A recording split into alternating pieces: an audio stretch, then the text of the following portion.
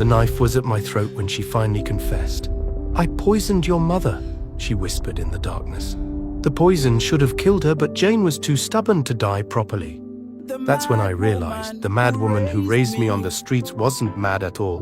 She was a victim, and the woman trying to kill me, she was about to become my mother-in-law.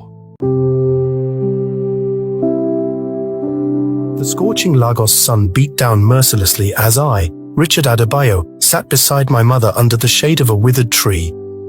At 22, I'd grown used to the stares, the whispers, the pointing fingers.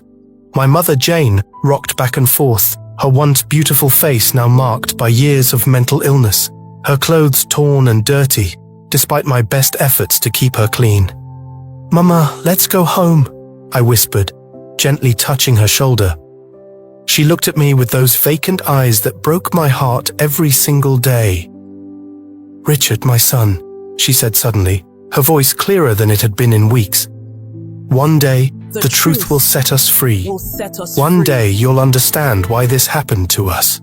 Before I could ask what she meant, those familiar footsteps approached. I looked up to see the woman who had been our guardian angel for as long as I could remember, Aunt Mary, though we weren't related. She was the only person who treated us with kindness in a world that had forgotten we existed. "Hello, my dear ones," Mary said softly, kneeling beside my mother with a basket of food. Her eyes held a sadness I'd never understood, as if she carried a burden too heavy for one person to bear. "Richard," she said, turning to me with an expression I'd never seen before, determination mixed with something that looked like hope. "I have an opportunity for you. A job, a real job." My heart skipped. At 22, I'd applied everywhere, but who would hire the son of the neighborhood madwoman? "What kind of job?" I asked, afraid to hope. "Housekeeper for a wealthy family. You'll live there, be fed, earn good money, enough to get your mother proper medical care." Her voice trembled slightly. "But Richard, this family, they're special. Promise me you'll be respectful, kind, and—" She hesitated. "Trust me, no matter what happens." I stared at her. This woman who had appeared in our lives like an angel when I was just 6 years old. She'd paid for my school fees, brought us food when we were starving, never asked for anything in return. "Why?" I whispered. "Why do you help us? We're nothing to you." Tears filled Mary's eyes. "You're everything to me, Richard. You and your mother are more precious than you know. One day I'll explain everything. But for now, will you trust me?" Looking at my mother, still lost in her world of confusion and pain, I knew I had no choice. This was our chance, maybe our only chance. "Yes, Aunt Mary. I'll do anything for Mama." The next day I was at the house, which actually was a mansion. The mansion took my breath away. 3 stories of gleaming white stone, surrounded by gardens that looked like something from a fairy tale. I'd never imagined such wealth existed. Mr. Williams, my new boss, was a kind man with gentle eyes.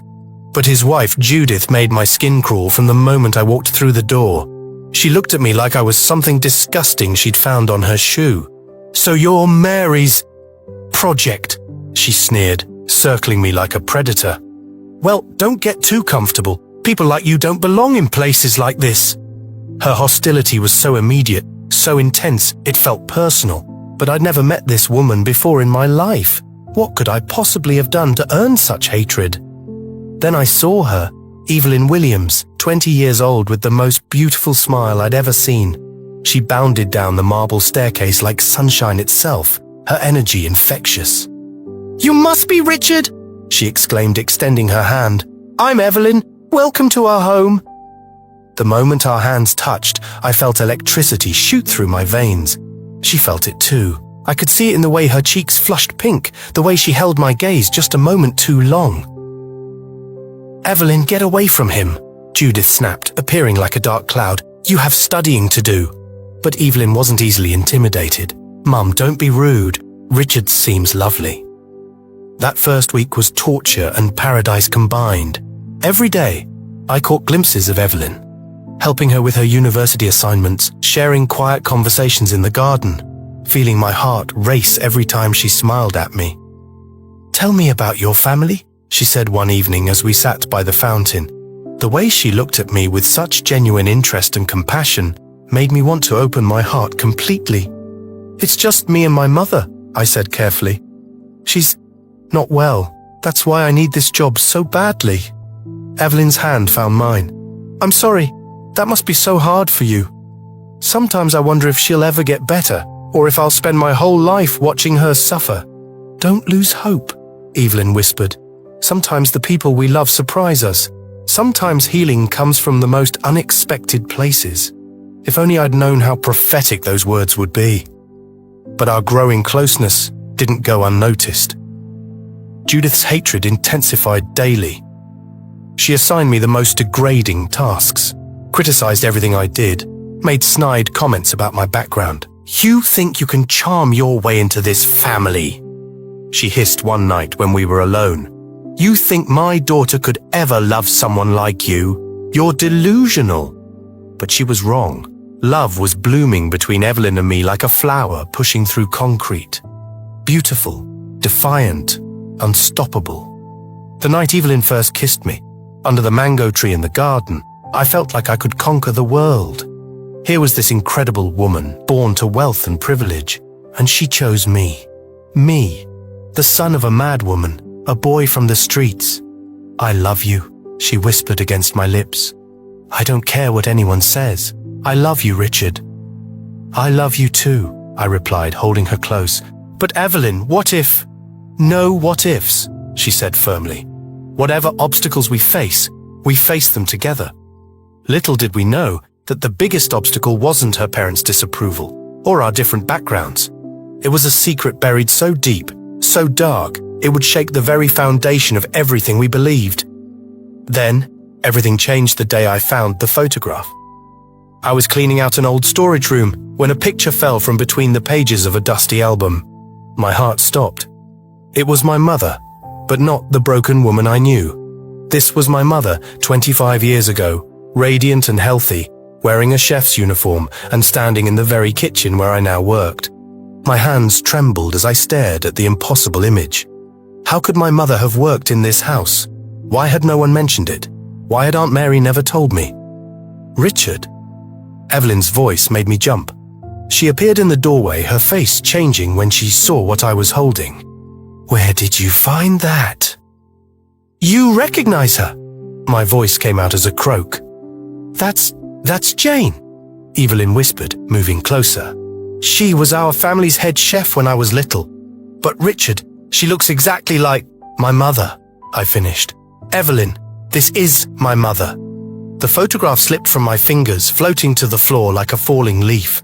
We stared at each other, the implications crashing over us like a tsunami.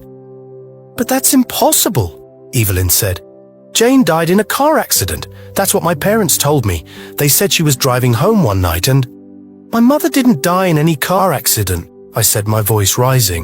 "She's been living on the streets, mentally ill for over 20 years. Evelyn, someone has been lying to us." That night I couldn't sleep. I called Aunt Mary, my hands shaking as I dialed. "Richard, what's wrong?" "Aunt Mary, I found something. A picture of my mother working at the Williams house. Please, I need to know the truth. What aren't you telling me?" The silence stretched so long I thought she'd hung up.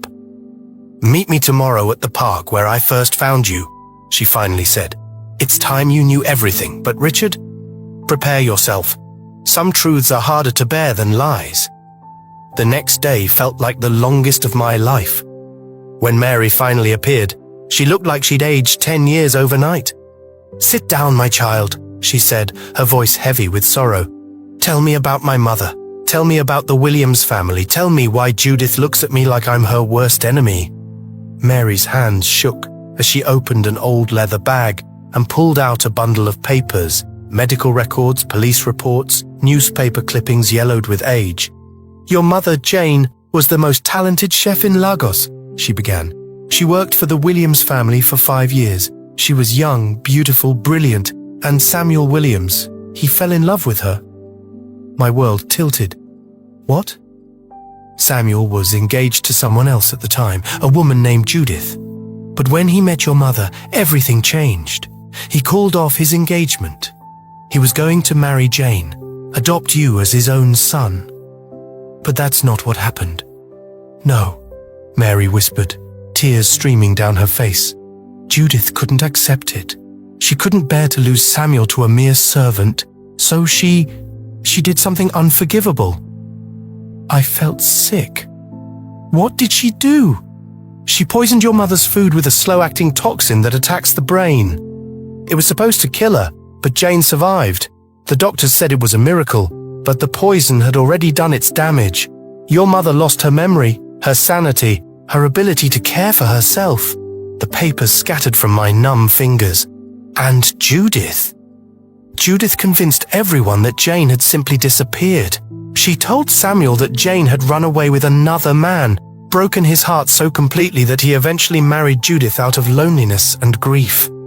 She took Jane's place, bore him children, lived the life that should have been your mother's. Evelyn, I whispered, does she know? No one knows except me. I was working as a maid in the house then. I saw what Judith did, but I was young and scared. I had no proof. No one would believe me.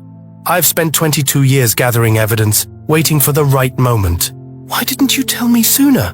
Because I knew this day would come. I knew that somehow, some way, you would end up back in that house. Call it fate, call it justice, call it God's plan. But you needed to be strong enough to handle the truth. I stood up on shaking legs. I have to tell Evelyn. I have to tell her father.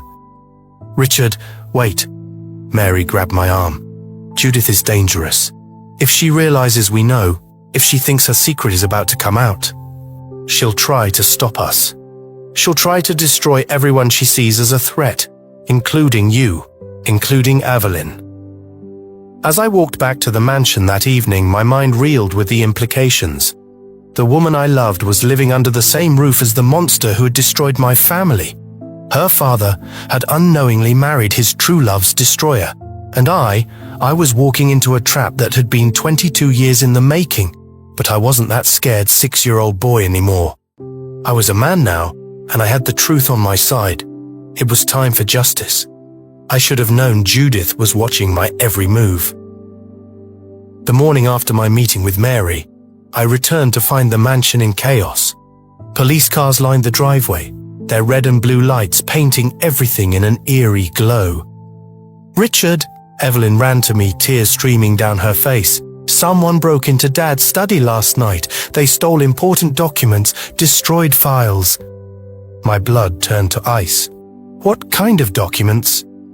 Family records, employee files from years ago, financial papers. She lowered her voice, including everything about the staff who worked here when I was little. I found Mr. Williams in his study, looking older than I'd ever seen him. His hands shook as he surveyed the destruction. "Sir, I'm so sorry," I said. "Is there anything I can do to help?" He looked up at me with such pain in his eyes. "Richard, I need to ask you something, and I need you to be completely honest with me." My heart hammered against my ribs. "Of course, sir. The woman who recommended you for this job, Mary, she used to work here many years ago. She was very close to our former chef, a woman named Jane." His voice cracked. "Jane was special to me, very special. She disappeared one night without a word, and I never understood why. I felt the weight of truth pressing down on me like a physical force. Sir, what if I told you that Jane didn't disappear? What if something terrible happened to her? What do you mean?" Before I could answer, Judith appeared in the doorway. The look she gave me was pure venom. "Samuel, you're needed downstairs. The police want to interview the whole family." Her eyes never left mine, including the help. That night, I lay awake knowing I was running out of time.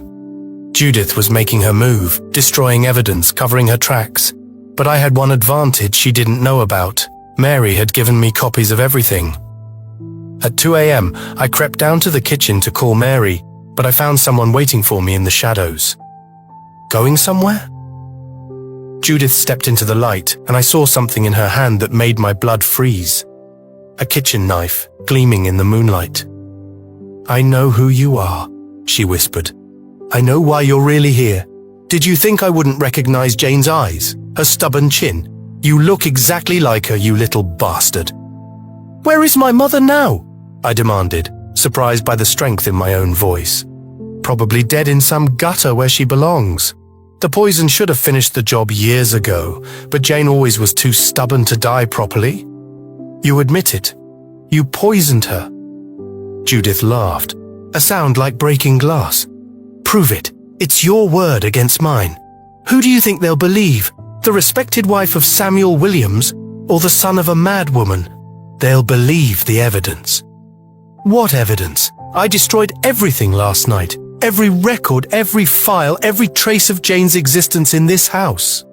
She stepped closer, the knife catching the light. And now I'm going to destroy the last piece of evidence, you. Evelyn will ask questions if I disappear. Evelyn will grieve for her boyfriend, who tragically took his own life after learning about his mother's shameful past. Mental illness runs in families, you know. Everyone will understand. The knife was inches from my chest when a voice cut through the darkness.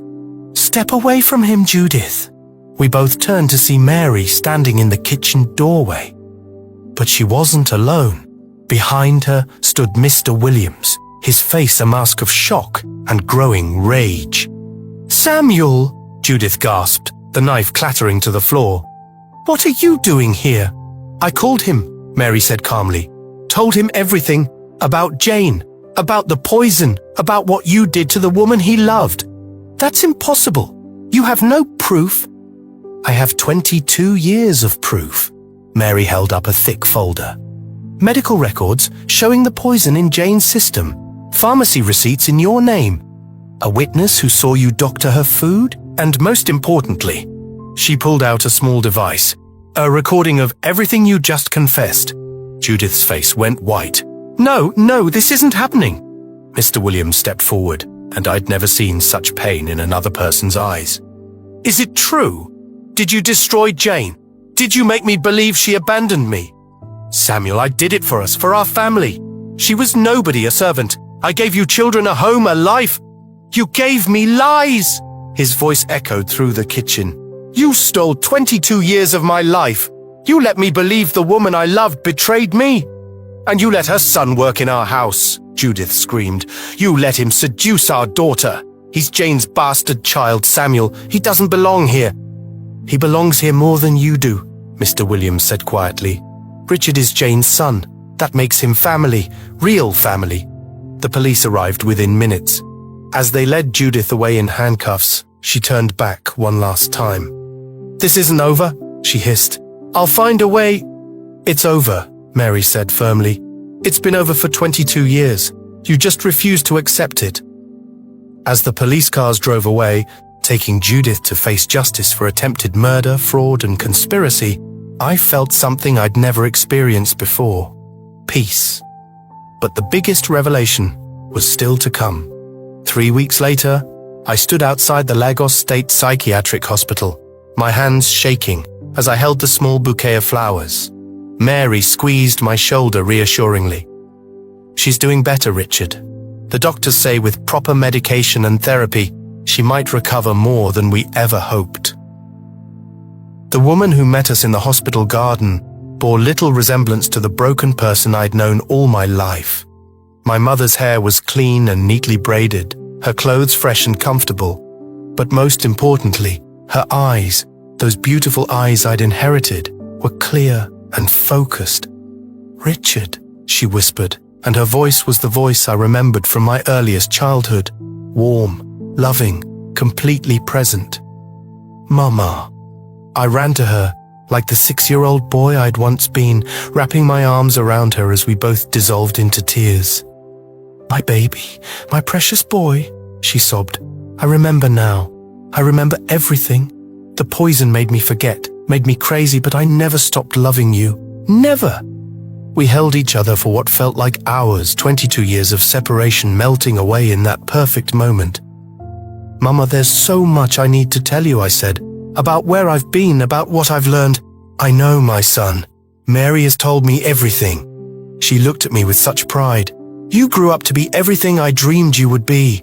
Strong, kind, brave. You found the truth when no one else could. We found it together, Mama. All of us. That evening, we all gathered at the Williams mansion. But it felt different now. The shadows of lies had been lifted, replaced by the warm light of truth. Mr. Williams, I still couldn't think of him as anything else, pulled me aside before dinner. "Richard, I owe you an apology that I can never fully give. I should have looked for your mother. I should have questioned Judith's story. I should have—" "Sir, you were deceived by someone you trusted. That's not your fault. But it cost you and Jane so much. Your childhoods, your family, your chances." He paused, his voice thick with emotion. "I can't give you back those lost years, but I want to give you everything I can now. I don't need your money, sir, I just need—" "Your mother," he finished. "I know, and I want her back too if she'll have me. 22 years later, and I still love her exactly as much as I did the day I thought I lost her." That night, as I sat in the garden with Evelyn, watching our parents rediscover each other after more than 2 decades apart, I felt like I was living in a dream. "So," Evelyn said, snuggling closer to me on the garden bench, "what happens now?" "Now, your father and my mother get the happy ending they should have had 22 years ago. And us?"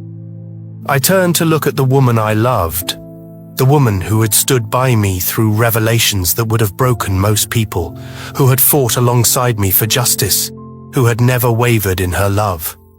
"Us," I said, pulling out the small ring I bought with my first month's wages.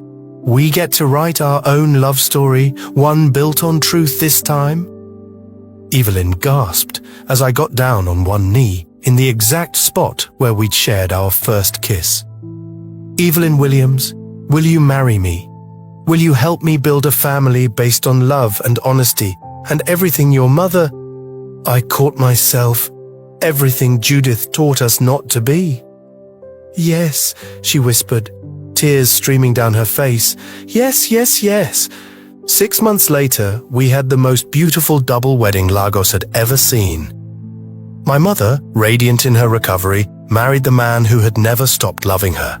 And I married the woman who had helped me find not just justice, but home. As we danced at our reception, I caught sight of Mary sitting at the head table, tears of joy streaming down her face. She had spent 22 years protecting our family, gathering evidence, waiting for justice. She was the real hero of our story. "Thank you," I mouthed to her across the dance floor. "No," she mouthed back. "Thank you for never giving up hope. Because in the end, that's what this story is really about. Hope. Hope that truth will always surface. Hope that love can survive any lie. Hope that families torn apart can find each other again. Hope that sometimes, just sometimes, the good guys really do win." Today, I run the family restaurant chain with my mother as head chef, the position that should have been hers all along. Evelyn and I have 2 beautiful children who will grow up knowing they are loved, wanted, and surrounded by truth. And every day, I remember that young man sitting under a tree with his mentally ill mother, feeling hopeless and forgotten by the world. I remember him because I want to tell him something important. Your story isn't over. Your family isn't broken forever. Your love story is just waiting to begin. Sometimes, the greatest evil can lead to the greatest good. Sometimes the deepest darkness makes the light shine brighter. Sometimes madness is just another word for a love so deep it refuses to let go. And sometimes, if you're very lucky and very brave, you get to come home. The end. From the streets to the mansion, from madness to love, from lies to truth, this is the story of how one family's courage to face the past gave them the future they'd always dreamed of. Thank you very much for watching. If you've enjoyed the story so far, please drop a comment below. Don't forget to like, subscribe, and turn on the bell notification so you won't miss any updates. Thank you, and remember, we love you.